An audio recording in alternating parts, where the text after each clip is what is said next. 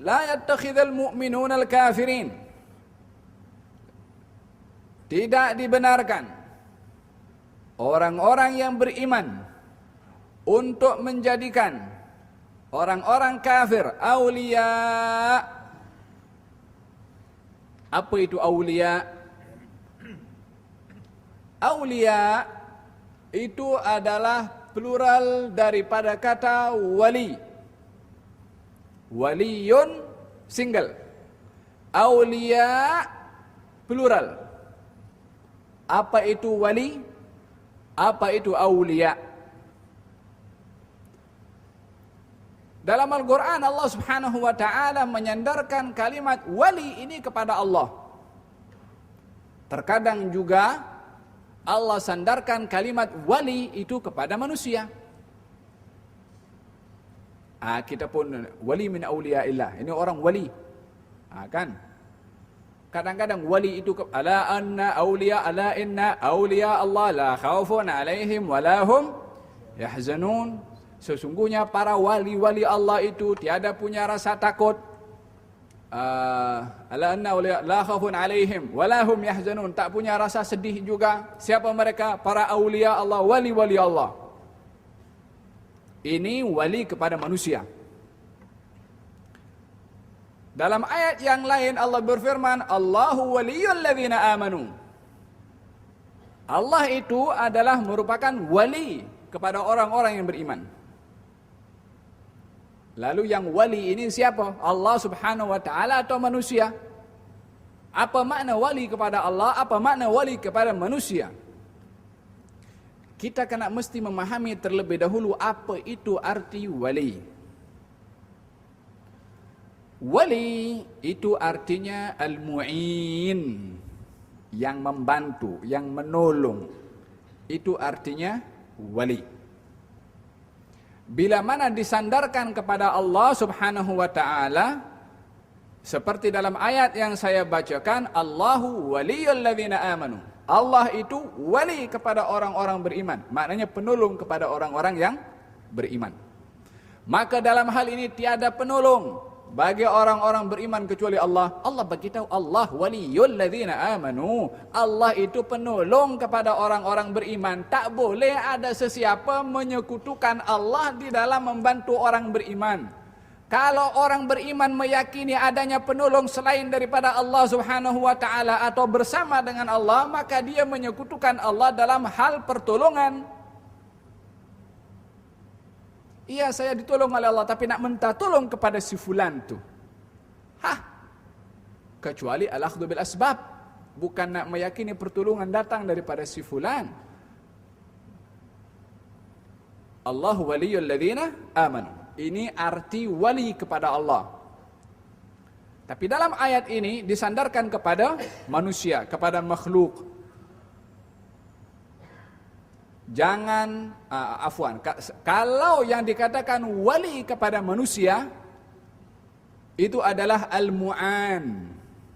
Al-mu'an yang ditolong. Al-mu'in yang menolong. Kalau Allahu waliyul ladzina amanu, Allah itu wali kepada orang-orang beriman, Allah penolong kepada orang-orang beriman. Kalau wali itu kepada manusia, ala inna awliya Allah la khaufun alaihim wa lahum yahzanun, sesungguhnya para wali-wali Allah itu tidak takut dan tidak sedih, orang-orang yang ditolong oleh Allah Subhanahu wa ta'ala.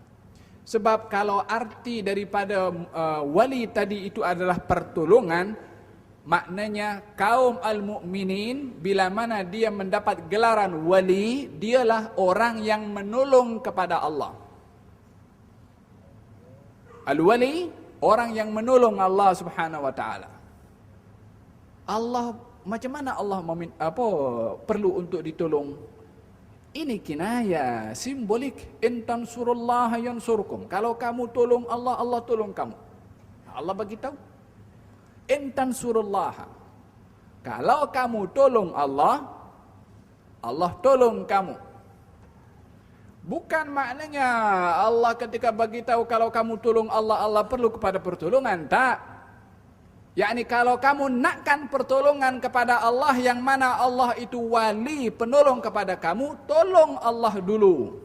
Maknanya tolong Allah dulu itu, apa yang Allah suruh kamu buat, Allah akan tolong kamu. Ini kaitan hanya kepada orang-orang yang beriman. Maha suci Allah untuk tolong kepada orang yang tak beriman. Allah dah bagi tahu Allah itu penolong kepada orang beriman. Berarti yang tak beriman tak akan ditolong oleh Allah Subhanahu wa taala.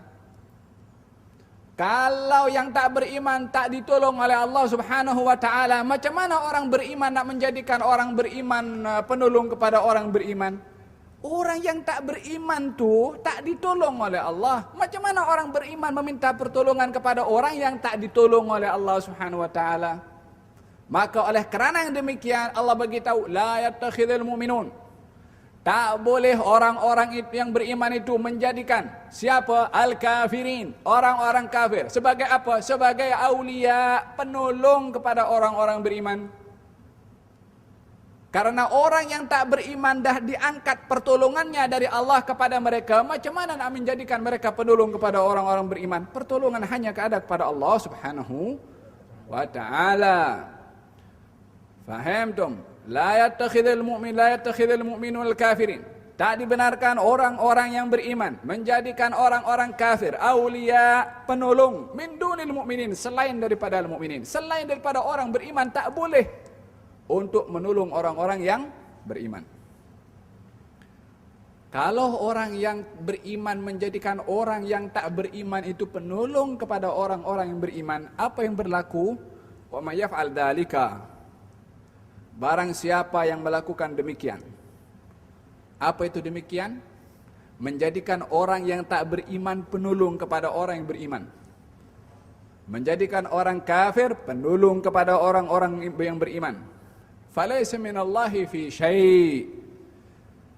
Ancaman dari Allah Subhanahu wa taala, maka ini perkara adalah bercanggah, tak ada apa-apa nilai di sisi Allah Subhanahu wa taala. Illa kecuali antattaqu minhum tuqah.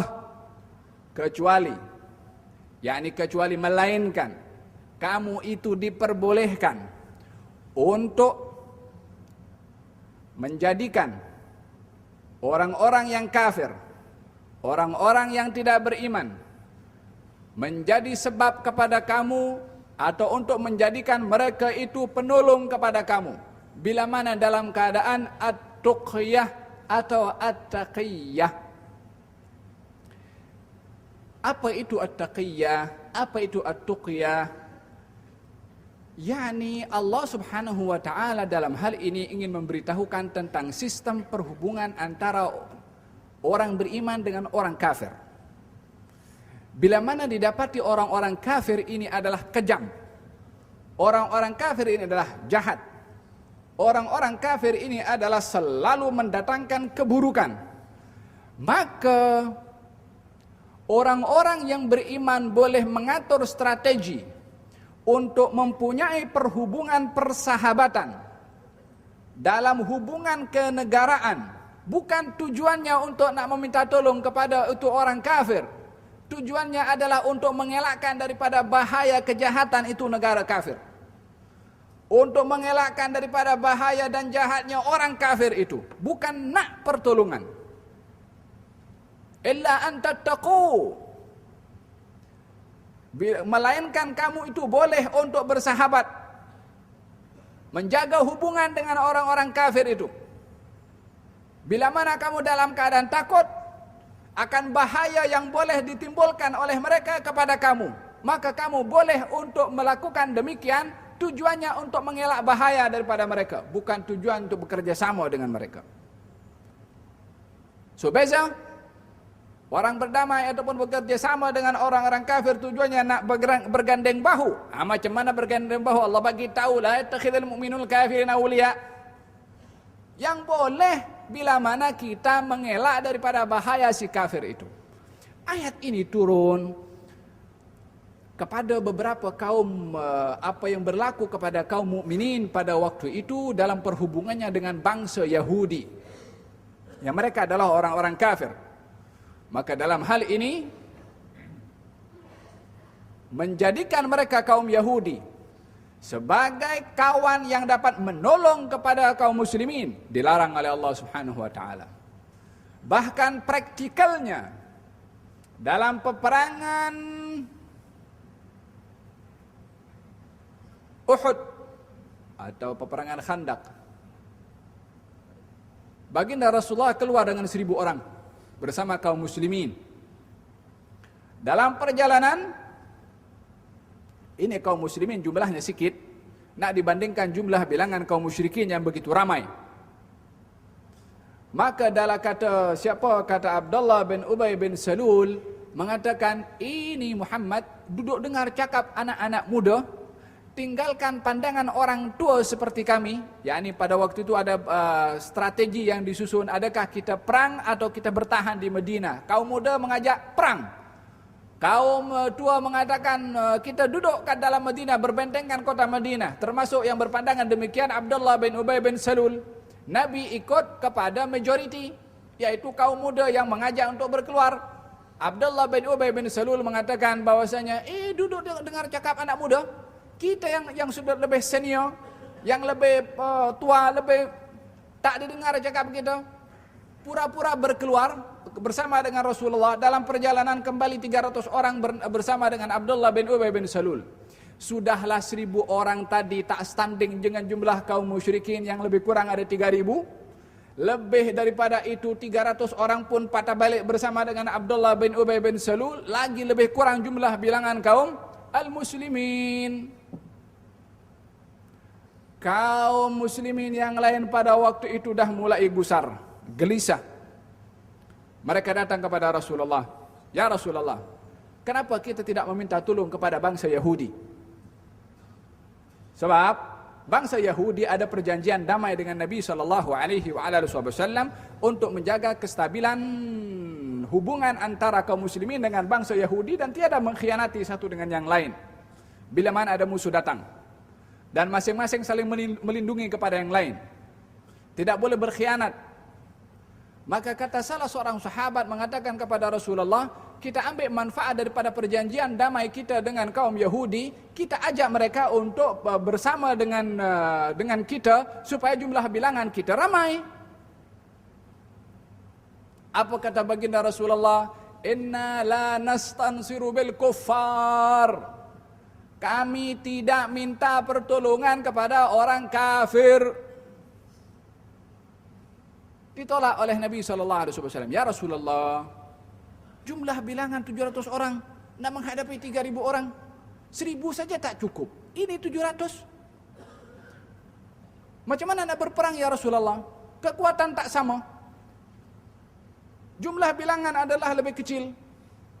Baginda Rasulullah tidak akan menyalahi prinsip yang sudah menjadi pegangan dalam syariah, karena dalam peperangan itu adalah tidak akan baginda Rasulullah melakukan satu pelanggaran di dalam perkara yang disuruh oleh Allah Subhanahu wa taala. Dalam peperangan itu tak akan melakukan apa-apa pelanggaran. Kerana kejayaan, kemenangan, kesuksesan tidak akan menjadi sukses sebenar kalau cara yang digunakan untuk sampai kepada sukses dengan cara yang tidak benar. Orang berjaya dapat PhD daripada apa? Daripada dia conteng orang lain punya, atau dia curi informasi daripada orang lain. Apa yang dia dapat? Zahirnya saja dia dapat, tapi hasilnya daripada hasil mencuri. Agaknya kalau diketahui oleh orang-orang ramai, akan jatuh dia punya marwah. Wahakadha, baginda Rasulullah ketika disuruh oleh Allah dalam Al-Quran ketika berperang, wa'iddu lahum mastata'tum min quwwah. Siapkan untuk kamu itu persiapan semampu kamu untuk berperang. Dia tak kata mesti sama kekuatannya dengan orang kafir, mesti lebih dengan orang-orang kafir, mesti lebih kekuatannya daripada musuh. Allah tak kata macam tu. Allah suruh sediakan kekuatan semampu kamu, karena pertolongan bukan daripada kekuatan kamu, bukan daripada senjata kamu, bukan jumlah bilangan kamu, tapi pertolongan datang daripada Allah Subhanahu wa taala. Berapa banyak kali peperangan dilakukan oleh kaum muslimin yang jumlah bilangannya tak sama tapi kaum muslimin menang. Dan berapa kali kaum muslimin ketika berperang dan membanggakan kepada jumlah bilangan yang cukup ramai daripada tentera, dalam peperangan itu kalah. Dalam peperangan Hunain, Allah beritahu kepada baginda Rasulullah, "Id a'jabatkum kasratukum." Kamu dah mulai bangga. Tengok kanan panjang saf kaum muslimin, tengok kiri panjang kaum muslimin, ramai. Mereka dah mulai takjub. Dalam perang Badar saja 313 orang lawan 1000 menang, takkan jumlah bilangan ini akan kalah? Kalah dalam peperangan itu. Sebab bergantung kepada kekuatan. Tidak bergantung kepada al-wali, yaitu penolong yang sebenar, Allah Subhanahu wa taala. Ketika berubah keadaan mereka berkeyakinan Allah akan tolong, baru Allah tolong kepada mereka. Ini peperangan. Dalam peperangan Uhud, jumlah bilangan yang saya katakan tadi itu sikit. Pada kali pertama berperang, macam mana boleh menang? Kocar-kacir kaum musyrikin lari. Dan kekalahan dialami oleh kaum muslimin. Disebabkan apa? Bukan karena kekurangan senjata. Bukan karena kekurangan manusia. Pasal pelanggaran berlaku para pemanah yang diletakkan oleh baginda Rasulullah di atas gunung dan diwasiatkan untuk tidak turun, mereka turun melanggar kepada perintah Nabi, berlaku kekalahan kepada kaum muslimin, 70 orang syahid dalam peperangan itu. Disebabkan apa? Bukan karena kurang kekuatan kaum muslimin. Kalau karena kekurangan kekuatan, kenapa kali pertama ketika berperang kaum muslimin menang? Kocar-kacir kaum musyrikin lari bertempiaran. Pertolongan datang daripada Allah Subhanahu wa taala. Maha suci Allah untuk menolong agamanya dengan orang kafir. Walihada Allah la yattakhidul mu'minun. Jangan sekali-kali orang beriman itu menjadikan orang-orang kafir aulia, penolong kepada mereka. Min dunil mu'minin, selain daripada mukminin. Tak boleh. Wa may yaf'al dzalika falaysa minallahi fi syai' illa an tattaqu minhum tuqah. Kecuali kalau kita nak bersahabat dengan orang-orang kafir, nak mengelak daripada bahaya orang kafir itu. Kita punya negara jiran umpamanya, bahaya sangat. Dia ini memang tak pandang siapa saja, melainkan akan dia selalu bikin masalah. Yang kalau selalu bikin masalah, kita tak boleh hidup tentram, tak boleh hidup aman, tak boleh hidup selamat. Sementara keamanan, keselamatan, ketentraman merupakan keperluan kita. Mana ada orang hidup tak nak hidup aman dan selamat? Nak ibadah aman, nak buat berbagai tanggung jawab supaya dengan aman. Tapi ini bikin kacau. Macam mana kita deal dengan orang-orang seperti ini? Walaupun dia kafir, bukan nak bekerja sama, tapi nak mengelak daripada bahaya keburukan orang kafir itu. At-tuqyah, yakni dengan at-taqiyah. Memanglah ada taqiyah yang dinisbahkan kepada satu madhab tertentu, itu tak betul. Macam taqiyah dalam yang digunakan oleh satu madhab yang tak betul mempergunakannya. Tapi tidak semua at-tuqyah itu adalah salah. Allah sebutkan illa an tattaqu minhum tuqah, kecuali kamu boleh untuk melakukan tuqyah, yakni mengelak daripada bahaya yang lebih buruk. Seperti dilakukan Sayyiduna Ammar bin Yasir. Ammar bin Yasir ketika diseksa, ayahnya dibunuh di hadapannya, ibunya dibunuh di hadapannya.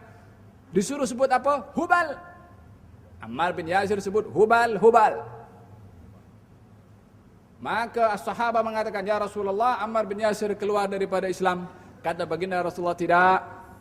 Illa man ukriha wa qalbuhu mutmainnun bil iman." Allah bagi tahu dalam Quran tentang kisah Ammar itu, illa man ukriha, yakni dikecualikan orang-orang yang terpaksa, dipaksa tak tahan dah untuk mengucap perkara sedemikian. Wa qalbuhu mutmainnun bil iman, tapi hatinya penuh kemantapan dengan iman. Lisannya saja menyebut Hubal, tapi hatinya penuh dengan iman. Sebab apa? Nak mengelak daripada seksaan orang-orang yang menyeksa kepada Ammar bin Yasir. Wa qalbuhu mutmainnun bil iman. Di dalam menghadapi kebenaran ini, orang itu mempunyai dua sikap. Emma mengambil sikap seperti tadi, yakni tuqyah, demi tujuan menolak bahaya yang besar yang mengenai kepada dirinya bila mana dia tidak melakukan tuqyah tadi. Atau sikap yang kedua, dia lawan walaupun apa saja resiko yang dihadapi. Dalam mempertahankan kebenaran, resikonya besar. Maka dalam hal ini disesuaikan dengan keadaannya. Dalam keadaan seperti Ammar bin Yasir diperbolehkan. Dalam keadaan yang sama juga dihadapi oleh Ammar bin Yasir tapi sikapnya berbeza. Dia lawan juga. Seperti siapa? Bilal. Dia letakkan batu disuruh kufur, dia kata ahadun ahad, ahadun ahad. Sampai pada akhirnya Sayyidina Abu Bakar yang membeli dan dilepaskan. Tapi sikap Bilal pada waktu itu tidak mengambil sifat tuqyah, yakni tidak ingin. Bilal pada waktu itu boleh ambil sikap seperti Ammar, sebut saja siapa disuruh sebut, lepas itu dilepaskan daripada seksanya, dia boleh beribadah secara tersembunyi untuk sementara. Yang penting tidak diseksa, tapi Bilal tidak mengambil sikap demikian. Dia mengambil sikap tegas. Ammar bin Yasir mengambil sikap yang lain. Kedua-duanya adalah dibenarkan dalam syarak bila mana sebabnya itu munasabah. Dalam peperangan bersama dengan Musailamatul Kadzab, 2 orang sahabat Nabi ditawan oleh Musailamatul Kadzab. Kemudian satu orang ditanya, "Atasyhad anna Muhammadar Rasulullah?" Adakah kamu menaik saksi kalau Muhammad itu Rasulullah? Dia kata, "Na'am, ya."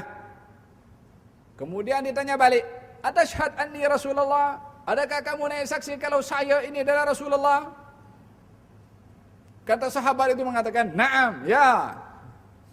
Maka dilepaskan. Satu lagi panggil, "Kalau tasyhad anna Muhammad Rasulullah, kamu naik saksi Muhammad itu Rasulullah?" Dia kata, "Ya." "Atasyhad anni Rasulullah, adakah kamu naik saksi saya ini Rasulullah?" Tak dengar saya apa kamu kata tadi. Dipotong tangan kanannya. "Atasyhad anna Muhammad Rasulullah?" Tanya soalan yang kedua. "Kamu naik saksi Muhammad Rasulullah?" Dia kata, "Ya." "Atasyhad anni Rasulullah, adakah kamu bersaksi saya Rasulullah?" Dia kata, "Saya tak dengar." Dipotong tangan kirinya. Ditanya soalan yang ketiga, jawabannya sama, potong kaki kanannya. Tanya soalan yang keempat, jawabannya sama, potong kaki kirinya. Yang pada akhirnya terus dibunuh oleh Musailamatul Kadzab. 4 anggota tubuh badannya dipotong satu demi satu mempertahankan keimanan bersama dengan Rasulullah sallallahu alaihi wasallam. Berita itu sampai. Kata baginda Rasulullah, adapun yang dibunuh dia adalah syahid. Adapun yang kedua tadi yang mengatakan ketika ditanya, adakah dia bersaksi Musailamatul Kadzab itu Rasulullah, dan dia menjawab ya, dia itu mengambil keringanan yang diberikan oleh Allah Subhanahu wa taala. Kedua sikap dibenarkan oleh Nabi SAW. Kenapa sikap yang kedua juga dibenarkan? Sebab mengelak daripada perkara yang lebih berat akan dihadapi olehnya kalau dia tak buat macam tu. Sama dengan Ammar bin Yasir. Idzan boleh untuk mengadakan satu perhubungan baik dengan orang-orang kafir, itu tujuannya adalah untuk antattaqu minhum tuqah, untuk mengelak daripada bahaya mereka itu. Fahamtum? Hadza berkenaan dengan masalah wa yuhadzirukumullahu nafsa. Allah mengingatkan kepada kamu akan dirinya. yakni mengingatkan kita manusia akan Allah Subhanahu wa taala. Apa maksud Allah mengingatkan manusia akan Allah? Ingatlah manusia, aku ingatkan kepada kamu akan hukuman yang akan aku berikan kepada kamu bila mana kamu mengambil tindakan. Tuqah tadi itu, tuqyah tadi itu tujuannya adalah kepentingan untuk diri kamu sendiri. Bukan tujuannya adalah untuk mengelak dari bahaya yang lebih besar. Bukan mengelak daripada perkara yang sebenar, tapi ada kepentingan pribadi, masalah syakhsiyah. Kalau di sebalik perhubungan kamu dengan mereka itu adanya matlamat pribadi, wa yuhadzirikumullahu nafsa. Hati-hati kamu dengan Allah Subhanahu wa taala. Apa yang lenyap daripada pengetahuan Allah, apa saja tersimpan di dalam hati. Wa yuhadzirukumullahu nafsa wa ilallahil al-masir. Lalu kemudian in tukhfu ma fi sudurikum. Katakan wahai Muhammad, wahai Rasulullah, in tukhfu ma fi sudurikum. Kalau kamu sembunyikan apa yang ada di dalam hati kamu itu, wahai kaum mukminin, di dalam perhubungan kamu dengan orang-orang yang kafir itu, yang tersimpan di dalam hati kamu itu diketahui oleh Allah. Adakah perhubungan itu adalah untuk mengelak bahaya yang lebih besar, ataukah kamu ada kepentingan pribadi ketika kamu bersama dengan mereka itu? In tukhfu ma fi sudurikum. Kalau kamu sembunyikan apa yang ada dalam isi hati kamu, au tubduhu, atau kamu tampakkan, ya alamullah, Allah tahu. Allah dah bagi tahu, yuhadzirukumullahu nafsa, aku ingatkan kamu, aku beri peringatan kepada kamu. Allah bagi tahu. yakni kalau kamu dalam perhubungan kamu dengan orang-orang kafir itu ada matlamat pribadi yang kamu inginkan, Allah tahu apa isi hati kamu. Wa ya'lamu ma fis samawati wa ma fil ard, dan Allah tahu apa yang di langit dan juga apa yang ada di bumi. Wallahu ala kulli syai'in qadir. Wallahu ta'ala alam.